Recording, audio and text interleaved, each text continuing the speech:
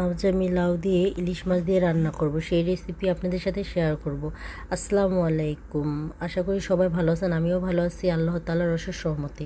আমি মাছ দিয়ে লাউ দিয়ে রান্না করার জন্য একটি ফ্রাই প্যানে পরিমাণ মতো তেল, পেঁয়াজ কুচি দিয়ে দিছি। পেঁয়াজ কুচিটা ভাজা হয়ে আসলে আদা রসুন বাটা 1.5 চামচ দিব, হলুদ মরিচ ধনিয়া গুঁড়া 1 চামচ দিব, লবণ 1 চামচ, পরিমাণ মতো পানি দিয়ে মশলাটা ভালোভাবে কষিয়ে নেব। মশলাটা কষানো হয়ে আসলে আগে থেকে কেটে রাখা লাউ দিয়ে দিব। লাউটা সুন্দরভাবে কেটে ধুয়ে রাখছি, দেখলে বুঝতে পারবেন। মশলা কষানো শেষ, এখানে লাউটা দিয়ে দিছি। লাউটা ভালোভাবে নাড়াচাড়া দিয়ে ঢেকে দিব।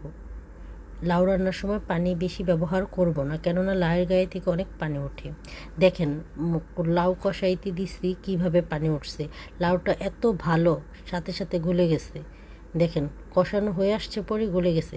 এখন সামান্য পানি তো দিতেই হবে মাছ সিদ্ধর জন্য। সামান্য পরিমাণ পানি দিয়ে লাউটা ঢেকে দিব।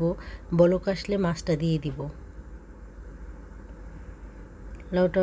লাউয়ের তরকারিটা বলক এসে পড়ছে। এখন আগে থেকে কেটে রাখা লবণ দিয়ে রেখেছিলাম ইলিশ মাছটা, সেটা দিয়ে দিছি। সুন্দরভাবে নাড়াচাড়া দিয়ে আবারও ঢেকে দিব। কিছুক্ষণ রান্না করার পরে ঢাকনা তুলে পরিমাণ মতো কাঁচামরিচ দিয়ে দিব। আপনারা যেরকম ঝাল খান সেরকম দিবেন। যেহেতু আমার বাচ্চা আছে সাথে, আজকে তাই লাউয়ের তরকারিটা বেশি ঝাল দিইনি, ওরাও খাবে। দেখেন লাউয়ের তরকারিটা রান্না প্রায় কমপ্লিট, এখন নামিয়ে ফেলবো। এইভাবে রান্না করে খেয়ে দেখবেন, খুবই ভালো লাগবে।